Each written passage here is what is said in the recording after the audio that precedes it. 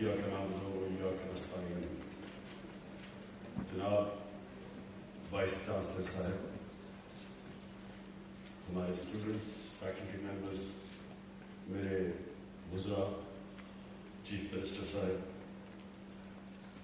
میں سب سے پہلے تو آپ کا شکریہ ادا کرتا ہوں کہ آپ نے میرے لیے اچھے الفاظ کہے. آپ کا بہت بہت شکریہ. میں یہاں پہلے بھی آیا ہوں اور مجھے جو چیز پسند آئی ملاکنڈ یونیورسٹی کی وہ میں آپ کو بتاؤں وہ کیا چیز ہے. میں دنیا میں ساری یونیورسٹیز، بڑی بڑی یونیورسٹیز میں پھرا ہوا ہوں، دنیا کی ٹاپ یونیورسٹی میں پڑھا ہوا ہوں، اور جو میرا خواب ہے جو نمل یونیورسٹی، وہ میرا یہ خواب ہے کہ وہ پاکستان کی آکسفورڈ یونیورسٹی بنے گی. ایک یونیورسٹی صرف یونیورسٹی نہیں، ایک نالج سٹی، اور ایک القادر یونیورسٹی جو انشاءاللہ ستمبر کو شروع ہوگی. القادر یونیورسٹی ایک اور قسم کی چیز ہے. میں نے دنیا کے بڑے بڑے اسلامک اسکالرس جو دنیا میں ہوتے ہیں ان سب کو بورڈ کے اوپر لے کے آیا ہوں، اور میری کوشش یہ ہے کہ اپنی قوم کو ایک ایسی انٹلیکچوئل لیڈرشپ دوں القادر یونیورسٹی سے کہ جو لوگوں کو سمجھ تو آئے کہ اللہ نے کیوں ہمیں پیدا کیا، ہمارا اس دنیا میں مقصد کیا ہے، ہم جب اس دنیا سے جائیں گے تو ہمارا کیا ہوگا. یہ صرف اور صرف اللہ نے جتنے بھی پیغمبر بھیجے تھے ان کا مقصد ہی یہ تھا کہ انسانوں کو یہ بتائیں. سب پیغمبروں کا یہی مقصد تھا. تو انسان اور جانور میں کیا فرق ہے؟ جانور بھی آتا ہے، بچے پیدا کرتا ہے، کھاتا پیتا ہے، مر جاتا ہے. تو اگر انسان بھی پیسہ بنائے، بچے پیدا کرے، اپنے لیے کھائے پیے اور مر جائے تو اس میں اور جانور میں زیادہ فرق نہیں ہے. انسان اشرف المخلوقات ہے، اللہ کی سب سے عظیم مخلوق. فرشتوں کو اللہ نے کہا کہ اس کے سامنے جھکو، اور شیطان کو اللہ نے اس کو یعنی جو اس کو کنڈیم کیا، وہ کیا اس لیے کہ اس میں تکبر تھا. وہ کہتا میں انسان سے زیادہ سپیریئر ہوں. لیکن اللہ نے کہا کہ میں نے انسان میں وہ صلاحیتیں دی ہیں جو تمہیں بھی نہیں پتا اور تمہیں بھی نہیں دی. کہنے کا مقصد یہ ہے کہ انسان ایک بہت اللہ نے اپنی سب سے ہمیں عظیم مخلوق بنایا. تو جب تک انسان اپنا دنیا میں مقصد نہیں سمجھتا، دنیا میں آپ دیکھیں افراتفری مچی ہوئی ہے، لالچ ہے، پیسے کے پیچھے بھاگ رہے ہیں، ادھر سے پیسے سے خوشی آ جائے گی. ایک نیو یارک ٹائمز میں نے پڑھا ایک دفعہ، ایک 50 سال آدمی نیو یارک کے اندر ٹاپ سائیکائٹرسٹ تھا. اس نے 50 سال کے بعد اپنی فائنڈنگز دی، اور اس کی نمبر 1 فائنڈنگ کیا تھی کہ اس نے کہا جو میرے پیشنٹس تھے ان میں نے ایک چیز دیکھی کہ جتنا اس کا پیسہ بڑھتا رہا اور اس کی دولت بڑھتی رہی، اتنی اس کی خوشی کم ہوتی گئی. انورس ریلیشن شپ کی پیسے کی اور خوشی کی.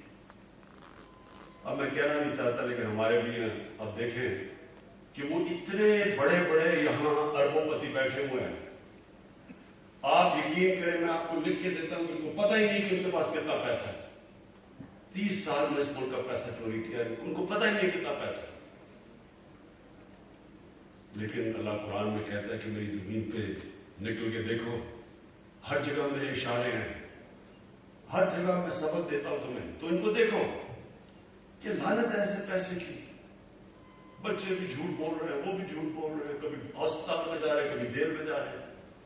یہ ہمارے لیے عبرتناک چیز ہے. یہ پیسہ خوشی نہیں دیتا. خوشی اس کو ملتی ہے جو آپ 5 وقت کی نماز میں اللہ سے ایک چیز مانگتے ہیں کہ اللہ مجھے ان کے راستے پہ لگا جن کو تم نے نعمتیں بخشی، ان کے نہیں جو اپنی تباہی کے راستے پہ نکل گئے. یہ سارا وقت آپ کی زندگی کے اندر یہ 2 راستے آئیں گے. اور ایک خوشی کا راستہ ہے اور ایک آپ کی تباہی کا راستہ ہے۔ ایک وہ راستہ ہے جو آسان راستہ نہیں ہے، مشکل راستہ ہے۔ سارے سب سے زیادہ نعمتیں تو اللہ نے اپنے پیغمبروں کو بخشی، لیکن اللہ کے پیغمبروں کی کسی کی بھی آسان زندگی نہیں تھی، سب کی مشکل زندگیاں تھیں۔ تو یہ جو ہم کئی طرح سمجھتے ہیں، قرآن میں ایک اور آیت ہے کہ جس چیز کو تم اپنے لیے اچھا سمجھتے ہو وہ برا ہے، اور جس کو برا سمجھتے ہو وہ اچھا ہے۔ مطلب یہ کہ ہم آسان زندگی کو کئی دفعہ اچھا سمجھتے ہیں، وہ انسان کے پوٹینشیل کو تباہ کر دیتا ہے۔ ہم شارٹ کٹس لے لیتے ہیں زندگی میں۔ کوئی آج تک بڑا کام کسی انسان نے نہیں کیا شارٹ کٹ لے کے، کبھی بھی نہیں ہوا۔ اگر اللہ کے حبیب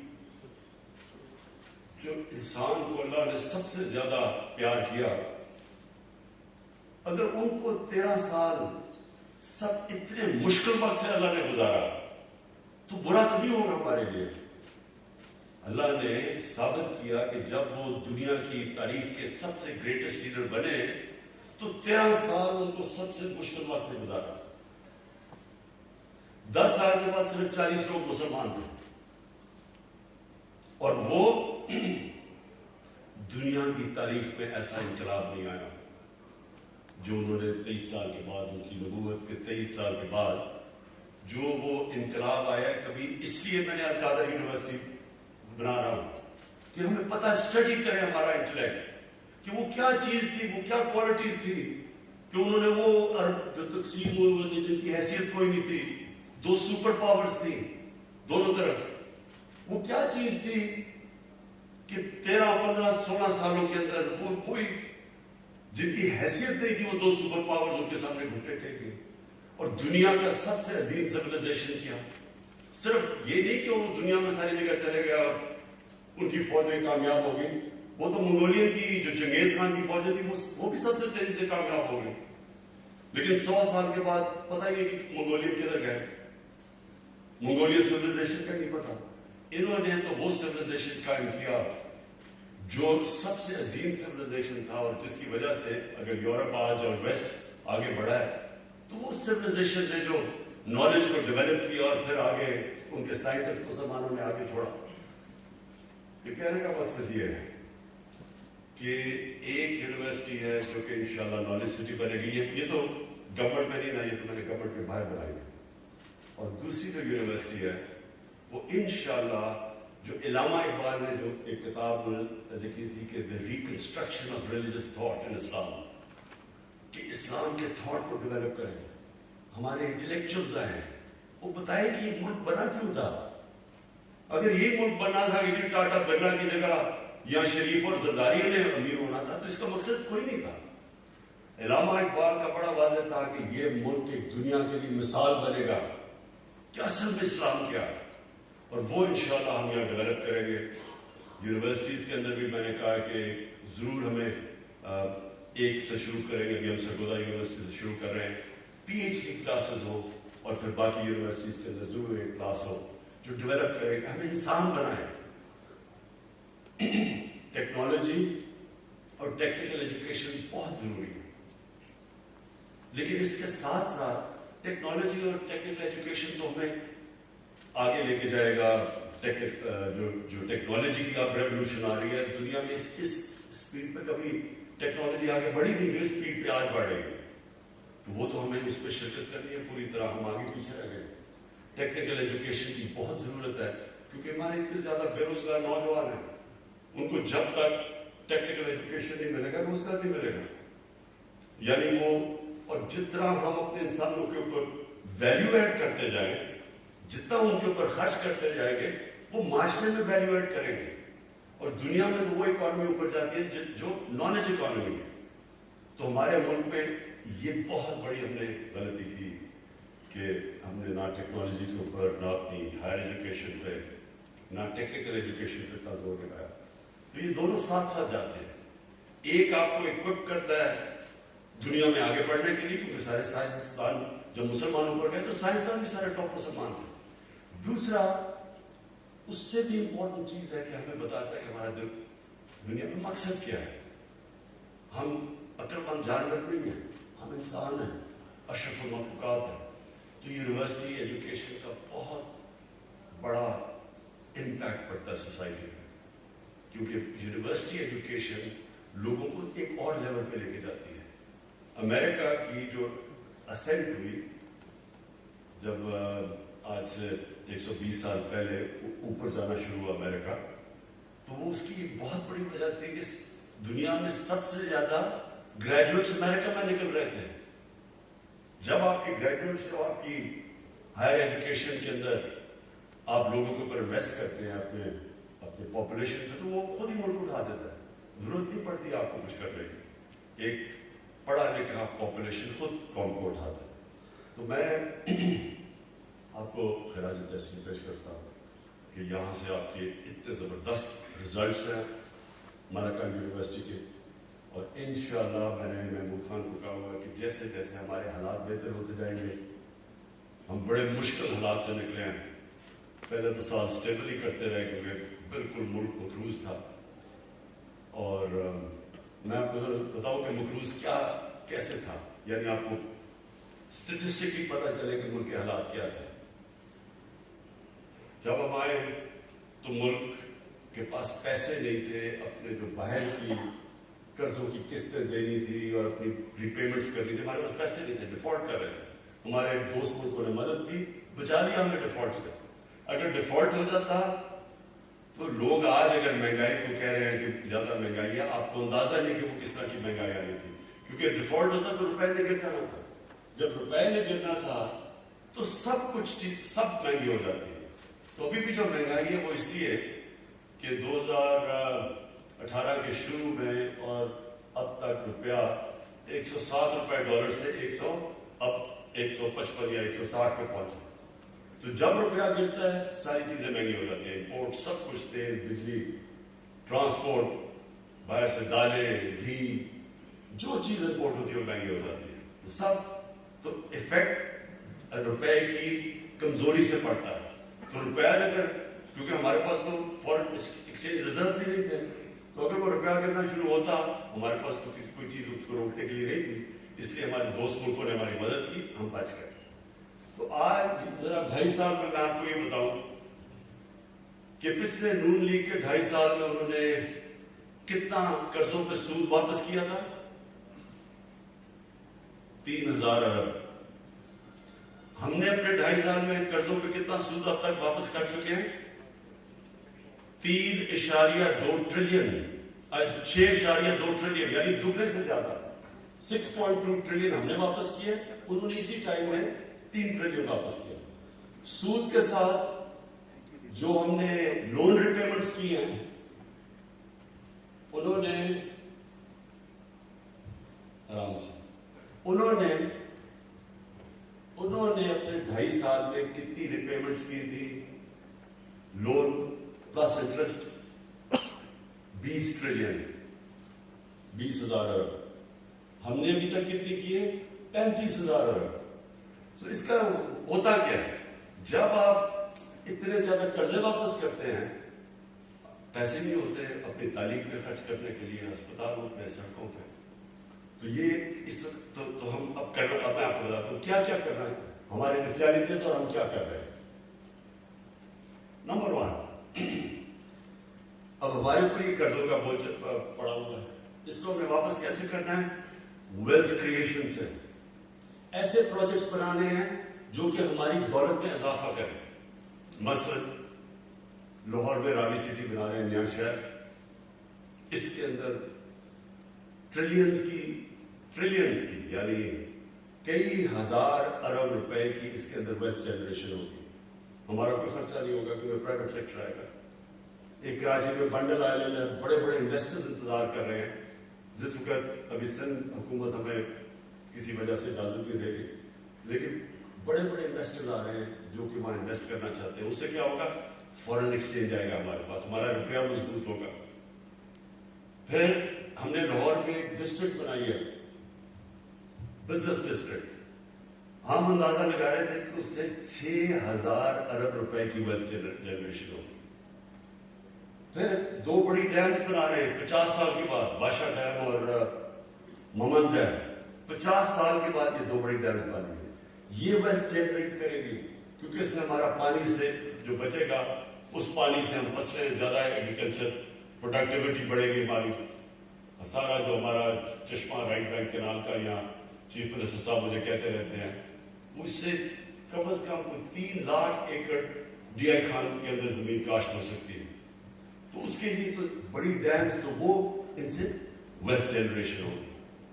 پھر ہم کنسٹرکشن انڈسٹری کے وہ اس میں ہماری کنسٹرکشن انڈسٹری کو ہم وہ انسینٹو دے رہے ہیں اور وہ اس لیول کی کنسٹرکشن انڈسٹری جو پاکستان کی تاریخ میں کبھی نہیں ہوئی کیونکہ ہم نے ان کو انسینٹیوائز کیا، ان کے لیے آسانیاں کی، اپنے لو کاسٹ گھر بنا رہے ہیں افورڈیبل ہاؤسنگ لوگوں کے لیے.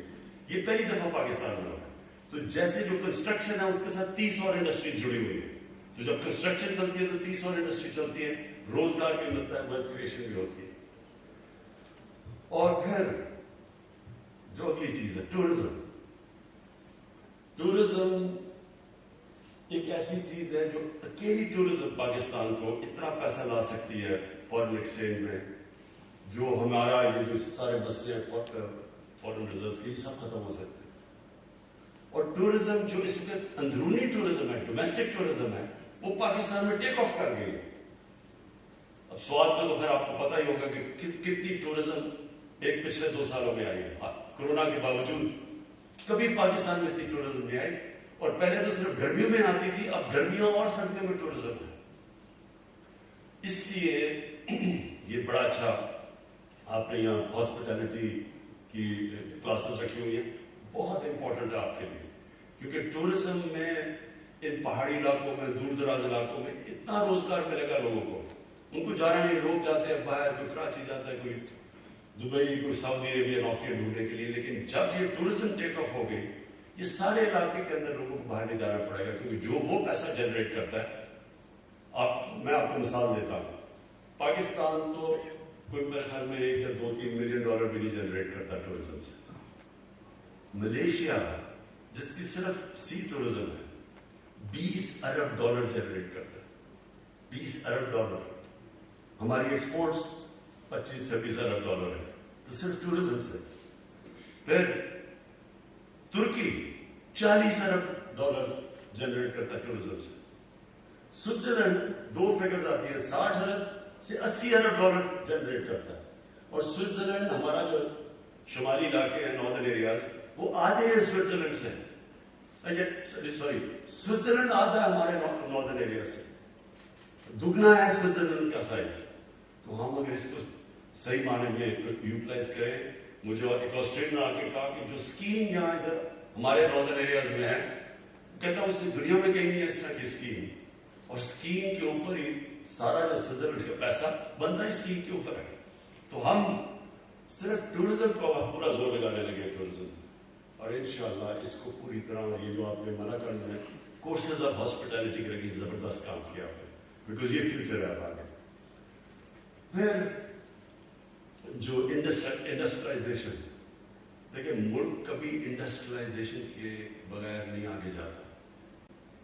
سمپل چیز میں آپ کو بتا دوں، اگر آپ نے صرف کپاس اگانی ہے اور یہ دھاگا ایکسپورٹ کرنا ہے یا آم ایکسپورٹ کرنے ہیں، اس سے کبھی ملک ترقی نہیں کرے گا. ہمارے پاس کبھی اتنی دولت نہیں آئے گی. سمپل ہے نا، ایک دکان ہے، ایک دکان آٹا بیچتی ہے، دوسری دکان کمپیوٹر بیچتی ہے.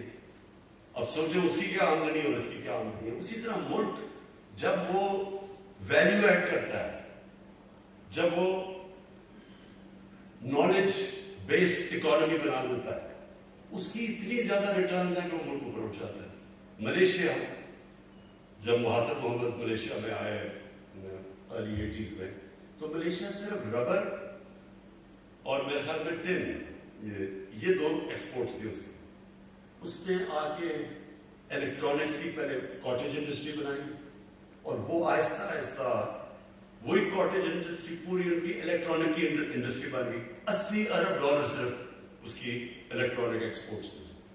تو آگے ہم نے جو جانا ہے، ہم نے ٹیکنالوجی اور ٹیکنیکل ایجوکیشن لے. اور اپنی انڈسٹری کو ہم نے پہلی دفعہ یہ 1950s میں ہماری انڈسٹری بڑی تیزی سے اوپر جا رہی تھی، بدقسمتی سے 70s میں نیشنلائز کر دی، وہ سارا کچھ ہو گیا. اب ہم اس کے بعد پہلی دفعہ پاکستان اپنی انڈسٹری اٹھا رہا ہے. آخر میں جو آپ کو کہنا چاہتا ہوں، دیکھیں اللہ نے اس ملک کو کسی چیز کی کمی نہیں دی. اس میں اللہ نے اتنی نعمتیں دی ہیں کہ میں حیران ہوں کہ لوگوں کو پتہ ہی نہیں کیا نعمتیں دی اللہ نے. کوئی بھی نعمت یہاں ہے ہی نہیں جو کہ ہمارے پاس نہیں ہے اللہ کی. صرف مسئلہ یہ ہے کہ ہم نے اپنے مائنڈ چینج کر لیا. جب میں کہتا ہوں نیا پاکستان، نئی سوچ چاہیے ہمیں. وہی جو پرانی گھٹی پسی طریقے ہم نے اختیار کیا ہوا، جو ایک اور چیز میں مس کر گیا، ایگریکلچر. اس میں ہماری ساری پرانی ٹیکنیکس ہیں. ابھی بڑی اچھی آپ نے بات کی زیتون کی. آپ سوچیں ہم پتہ نہیں کہ $3 ارب کا تیل باہر سے، ایڈیبل آئل ہم باہر سے امپورٹ کرتے ہیں. یہ ملک دنیا میں سب سے زیادہ زیتون اگا سکتا ہے، کیونکہ میں نے ایکسپرٹ کو بلایا کینیڈا سے. اس نے کہا کہ جو سارا دریائے سندھ کا جو رائٹ سائڈ ہے، اس سے بہتر زیتون اگانے کی کوئی جگہ ہی نہیں ہے. اور اس کی کتنی یعنی ویلیو ایڈ زیتون کا، جو آپ اگر صرف ہم ایکسپورٹ اس کی شروع کر دیں، اور یہاں پہلے تو امپورٹ نہیں کرنی پڑے گی اور پھر ایکسپورٹ کر سکتے ہیں. اور یعنی ایسا درخت ہے جو کم بارش پہ مشکل جگہ پہ اگ جاتا ہے. تو اس کے اوپر انشاءاللہ پورا زیتون کے اوپر لے کے آ رہے ہیں. ایک ایووکاڈو ہے، میں صرف آپ کو مثالیں دے رہا ہوں. جو سب سے مہنگی سبزی گنی جاتی ہے اس کو ایووکاڈو کہتے ہیں. اتنا بہتر اگتا ہے ہمارے ملک میں. میں نے اپنے اسلام آباد میں گھر میں لگایا وہ سر زبردست قسم کے ایووکاڈوز ہوئے. ہم نے کبھی سوچا ہی تو میں صرف آپ کو یہ سوچا تھوڑا جب انسان مشکل میں ہوتا ہے تو پھر آؤٹ آف دا باکس سوچتا ہے. وہ کہتے ہیں necessity is the mother of invention. جب آپ کو ضرورت پڑتی ہے تو پھر انسان کے اندر بڑی صلاحیت دیا اللہ نے. ہم کچھ بھی کر سکتے ہیں. ہمارا جو ایگریکلچر سیکٹر ہے اس کے اوپر صرف، اور انشاءاللہ میں اگلے ہفتے اب ایک نئی پالیسی لے کے آ رہا ہوں. وہ جب میں اناؤنس کروں گا انشاءاللہ آپ دیکھیں گے کہ ایک نئی سوچ لے کے آ رہے ہیں ایگریکلچر میں. بالکل ایک مختلف قسم کی سوچ. اور یہی سیکٹر انشاءاللہ میں اکیلا سیکٹر کو اٹھا سکتا ہوں. تو میں آخر میں پھر سے آپ سب کا شکر گزار ہوں اور انشاءاللہ پھر بھی آپ کے پاس آؤں گا. شکریہ.